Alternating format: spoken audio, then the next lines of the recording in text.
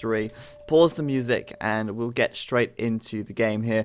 So here we are. Alright then, guys, welcome to Deathmatch. This is the best of 3 for point number 5, and so far it is 3-1 to NC. They played really well these last couple of games and they basically bagged themselves another 2 victories, which is very well done by them. So congratulations, NC, you are a good team. And CZ, although they've been putting up a great fight so far, just haven't quite been able to get the victories that they have been looking for. So deathmatch then, over to the far east of the map in the red, we've got Nilpford playing as the Japanese. His teammate off to the northwest in the teal is Su Shine playing as the Persians. We've got Shine and Nilpford for NC. Down to the south of the map in the green, we've got CZ Yannick. Sorry, it's Yannick, not Janik, playing as the Japanese. And off to the west of the map in the blue, we've got Trabant playing as the Persians for CZ as well. CZ, of course, being in his name there. And yeah, so we'll see what the strats are here. It looks like those castles are coming out pretty quickly for the Persian player, and those early stables, which are expected to be seen as well. But I like watching these deathmatch games. I know they've all been Persians and they've all been Japanese for game number 1, but it's interesting to see the differences in strategies. The main strategy I've seen so far is basically quick stables, 1 to 4 quick stables. Some camels to basically counter the paladins, or make some paladins to try and harass your enemy's eco. And then straight into castles, and that's what we're seeing here from Shine. Shine with 3 castles coming up straight away. Early siege workshop from him to basically try and get the siege out as fast as possible. Those good old scorpions which we see. And on the right side, it's basically just a barracks wall with the occasional archery range thrown in for some Arbalest. Arbalest going to be the big one in this one, I feel. Arbalest are a fantastic unit when you've got massed infantry like this. So Nilpford adding those arbs a little bit sooner, it seems. And it's interesting because Yannick started with a cavalier first. He was starting some cavalier, and you'd think, why would he be doing cavalier as the Japanese? And it's simply because of their speed, and he was trying to take out as many villagers from Nilpford as he could right at the start. Yannick, though, down to 2 villagers here, and he's been raided like crazy in the early game, and although he's got a lot of military, he's down to 3 villagers. So his actual build-up here, his start has been really slow, and that's because Shine sent some units over as well, and he's got an idle villager back here. So literally just 1 villager working at the moment for Yannick, and that is costing him severely. No castle up yet, and he's waiting for those villagers to pop out.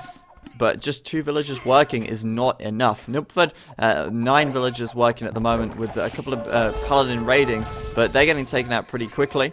But Trabant going to go straight over to Nilpford here, which is interesting. Shine starting to build up with those elite war elephants, those heavy scorpions, and of course those camels, which he had from the early game. But really, Yannick is quite far behind here with that eco, which is kind of huge. Meanwhile, Nilpford going to get raided by Trabant. Trabant just going to try and get as many villager kills as he can, try and snipe what he can here, as those markets start to go up pretty quickly for the NC team. No markets yet that we can see for Yannick or Trabant, but I think these games have the potential to be pretty close.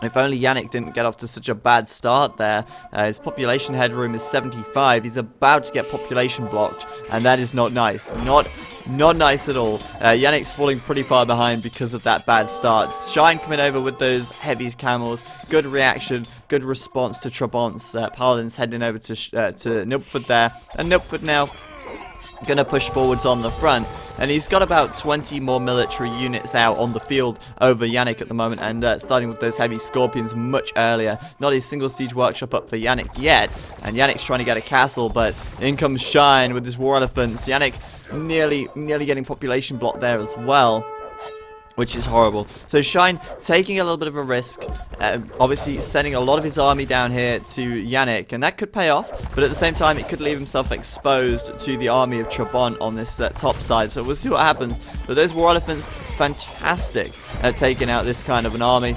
surrounded by infantry, doing that fantastic splash damage, just killing off as many units as they can with their 24 damage. And with that 620 health, do they ever die? Well, they will eventually, of course, but this is the perfect time for Nilfgaard now to push in. He's got that huge army advantage, about 40 units more than Yannick, and Yannick is looking a little bit risky at the moment. Nilfgaard actually on a 150 pop. He's getting pop blocked, and that's not good. You should never be pop blocked in deathmatch, aside from maybe right at the start of the game. But you should aim to never be population blocked. It's so huge to make sure that doesn't happen. A train of Nellies coming in from Trabant though, and they're going to be fighting up against the Elephants of Shine. But Yannick stands at 62 pop, and we're just waiting now for the death ball of Nilfgaard to roll through. How's Trabant doing against Shine in the north though? And it doesn't look like he's pushing too hard there. A few raiding camels at the back. I don't think I'd say raiding camels for a long time. And you know, Trabant's got the army advantage over Shine here, and Trabant is in the south with those war elephants, so this could put a stop to Nilfgaard's push. But we'll see about that, because Nilfgaard with those samurai going to do some more damage with those than he would with the champions. And of course with those heavy scorpions behind and the arbalest behind, laying on the damage as well. It's a damage banquet over here. But let's watch Nilfgaard's population. He's at 140 right now. How much will he fall by the time these elephants are dead? Well, he's at 134, so he lost 6 units. Oh, net, I guess, because he obviously gained a few units in production during that time, so that was dealt with. Trabant now down to 95 pop, and those elephants basically just thrown away. Treb's deploying on the front for Nilfgaard, and Yannick is losing his base pretty rapidly now. Losing your base means losing your production, and losing your production is horrible news for you. However, Shine does seem to be on the back foot here. He's fighting uphill against Trabant, but he does still have the population advantage, but it is mostly in against Trabant. It's mostly eco for Shine compared to military. In this south side though, yeah, Nilfgaard's pushing straight through, and Yannick at the moment down to 59 pop, and he's only got 28 military. Oh yeah, sorry, he's got 31 eco, 29 military, so he's got less military than eco at this point. And as the Japanese, at the start of the game, you should have way more military than eco, put it that way, because obviously you start with so many more resources. That balance tips the later the game goes, but right now, Nilfgaard's all over this in the south, and Tsu Shine is holding on in the north. That's all he's got to do. He's just got to hold right here, just hold it, and let Nilfgaard push through and take Yannick out. Because that's what's going to happen. Nilfgaard's got 152 military, and Yannick has 2. So unless Yannick can somehow kill, you know, a good 75 units with each of his single military units, then they are not going to be making a comeback anytime soon. Losing those castles pretty quickly. And this is where Trabant now might need to go and help out. But Trabant is not in the position to do that at all, as he's been pushed back off his hill. That trail of war elephants and rams there littering the floor. Pretty messy stuff. Very messy stuff, in fact. But those castles going down, and Yannick, sorry, 14 pop.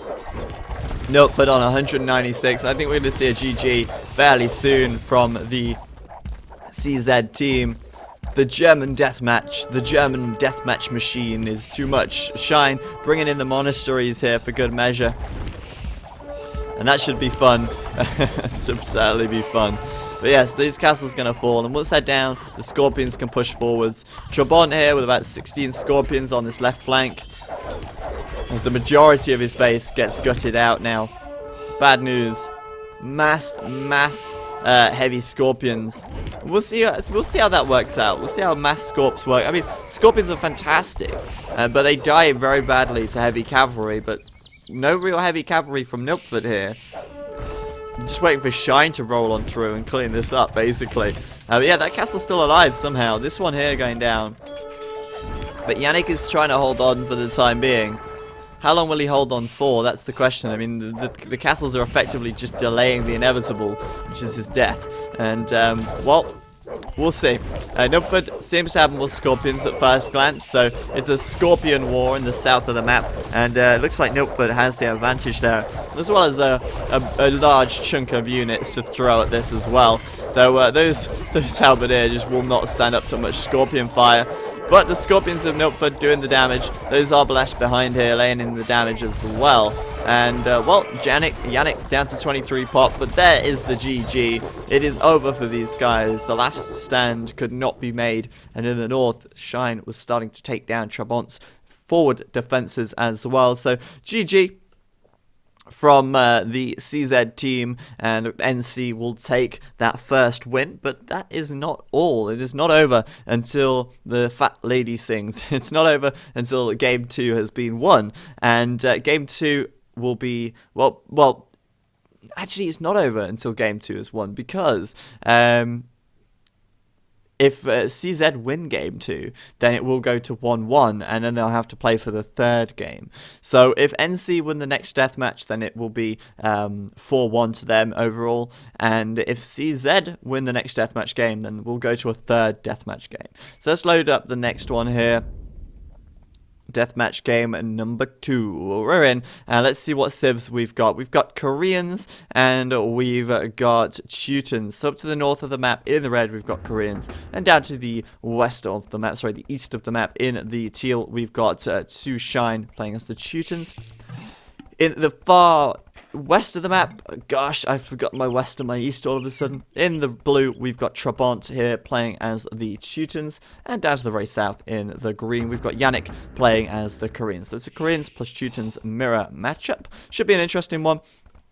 We've seen the Koreans pretty much every time, I think, in game number 2. But game number 2 was featured a random other civ, and this time is the Teutons. Teutons make an interesting choice. I think it was chosen. Either if it was not chosen, it's just random. But Teutons should be interesting. We're both, well, basically going to see Paladins coming out pretty quickly. But we're going to see quite a lot of heavy siege this game. And I think that just complements the Koreans and their siege. And, of course, those siege onagers, get on the hype, because the siege onagers are coming up, and get on the hype because the bombard tower is probably going to be making an appearance as well. But we might see some elite Teutonic Knights. Unlikely though against the Koreans. They don't really do that much. Teutonic Knights are basically for dealing with infantry, and although yes, we're going to see quite a bit of infantry early on, the Koreans are going to want to switch eventually into the war wagons, the big things.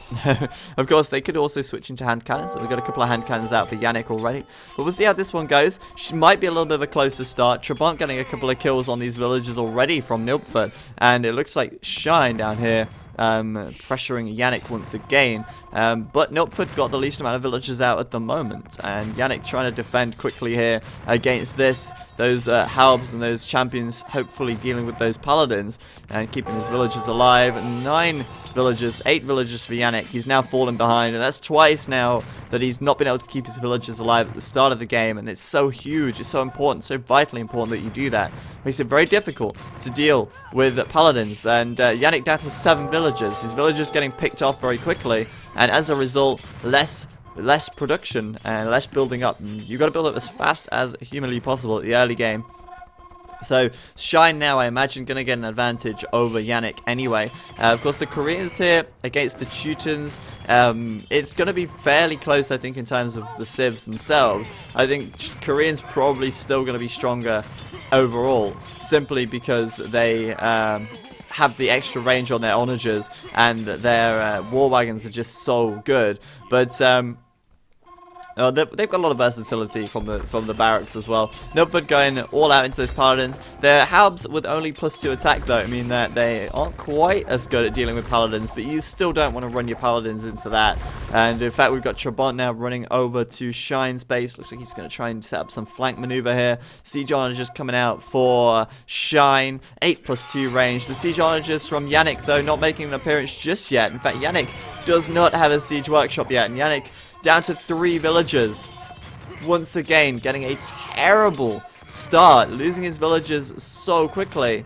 And that is just horrible to see. And Shine's coming in. He's going to look for some more villager kills. But Yannick, no siege workshop. And that's a big, big problem at this point in time. In the north, Nilpford going to deny that castle from Trabant, build his own there, and he's got those war wagons out. So these elite Teutonic Knights, yeah, they'll be great at dealing with the halbs, but not so great at dealing with the war wagons, and those war wagons starting to get massed up pretty quickly. We'll see how this one goes. Of course, the 8+3 siege onager at the back here for Nilpford, just going to be laying down the damage from the behind all of this massive death ball, and basically Nilpford going for the classic halberdier, elite war wagon, and siege onager combination. It doesn't get much better than that. That combination is so huge. It's just so good. And these Teutonic Knights are not going to stand up to much of the elite war wagon fire here. Just not going to happen. So Trabant with a few idols, not sure what that's about, but denying that castle from, or TC from Shine, whatever it was. But Shine at the moment looking pretty good. Yannick's down to 6 villagers. Trabant is on 44, just to put that into perspective. Trabant has 44 eco units, and Yannick has 7. Nilpford has 24, Shine has 30, but Nilpford looking very good on the front. As Paladins at the back could be a little awkward, can take down town centers very quickly. Obviously not that much health on a TC, and against fully upgraded Paladins, yeah, they take quite a bit of a beating. But Shine's looking great on the front, coming in, and although Yannick now starting to get out some hand cannons, and starting to get those war wagons out on the field, I feel like he had such a slow start, it might be difficult for him to pull this back. But the Koreans, like I said, should just have the advantage. I mean, the Koreans always have the advantage in the late Imperial Age because they're just so damn good. Extra range on the onagers, just extra awesomeness, extra firepower, and they are just going to be putting out so much pain, doing so much damage as they just flatten everything in their path. Just wow, Nilpford looking great. Nilpford at 200 population nearly here already, and with 47 eco, 142 military, he is going to push forwards against the 64 military of Trabant. In the south of the map, it's looking a little closer between Shine and Yannick. Shine's got 95 pop, Yannick's got 64, but Yannick losing his castles really quickly, and he still is really slow to get those onagers out. So the onagers from Yannick just not coming out at the moment, and we've already got this siege onagers from Shine now. A villager dying there to the onager of Yannick, but a few more as well. But of course that siege onager from Yannick gonna have the extra range. That's gonna be pretty huge. It's definitely gonna help him, but it's gonna be difficult still to keep that alive. Whoa, look at that at the back. Oh, some huge onager shots right there. Those onagers just paid for themselves multiple times over. Well played by Shine, spotting that one out. And Yannick at the moment actually has the larger army against Shine, so the Koreans winning on both sides, but it's expected. Nilpford says, no relic for you. I don't know if he's talking about this one, or if he's talking about one that he might have just stolen from his teammate. But anyway, yeah, another relic on the front. Trabant not going to get that either by the looks of it. But look at these Teutonic Knights go. Look at them go. They will kill every single one of these halbs and hardly lose a tiny, any health at all. Look at that. Just so good. Don't get caught out by the Teutonic Knights, man. They are insane. The war wagons, though, that's a different story. They will own the Teutonic Knights, but you got to know about your counters and stuff, and that's what it's all about in a deathmatch. Just counters and as fast as you can, and speed. Whoa, lots of trebs being lost for Shine here. That is costly, actually. That's a lot of trebs going down there. And Shine holding on really well in the south, but Trabant is getting battered in the north. This castle taking some fire from a trebuchet that is very, very neatly disguised and camouflaged amongst those huge masses of elite war wagons there. The onagers are out for Trabant though, and out in quite a bit of force. The elite Teutonic Knights I feel a little wasted here, but we'll see. But the main difference, looking at this from an eco standpoint, is the trade already for Nilpford and Shine, just looking really strong already back here. The team wall is in place nearly already. They're trying to wall that up as fast as they can. Meanwhile, there's no market from Yannick yet. Yannick's not got to building a market yet, and Trabant's just sending his trade carts here. He's like, come on, man, I need a market. I need something to trade with. Unfortunately, I cannot trade with the edge of the map. And as a result, that's a lot of gold lost over time here, and that's something that the NC team, the NC guys, Nilpford and Shine, are getting ahead with. So Nilfgaard then getting resources sent to him from Shine. Shine sending him his spare wood, and that's understandable. The Koreans, their war wagons so expensive on the wood cost, but so strong once they get massed up. But massed onagers from both of them. Pretty hefty fight in the south there, but the north there, but in the south, Shine is starting to really get ahead once more. 153 population versus 58 from Yannick, but Yannick still has a larger army than Shine at the moment, which is interesting. Shine seems to have more heavy siege, but that's a pretty big difference in population still. It's mostly just eco for Shine though. And like I say, that balance tips pretty quickly in deathmatch. You always have more military right at the start, but eventually you have to have more eco than military, otherwise you're going to just run out of population. So this in the north is looking very good for Nilfgaard, but he's not made that much progress forward. I think there's too many siege onagers here from Trabant. He could do with some paladins coming in, really. If Shine could send some paladins up there, that would just be huge. In the south, though, Shine now taking the lead once more. And it's been pretty back and forth in the south, actually. But then again, the Koreans should be ahead, I feel, in this situation by quite a ways. Nilfgaard now just spamming forwards as much as he can. 80 military versus the 14 of Trabant that is remaining. And Trabant here losing his eco now. Not got many military units left at all.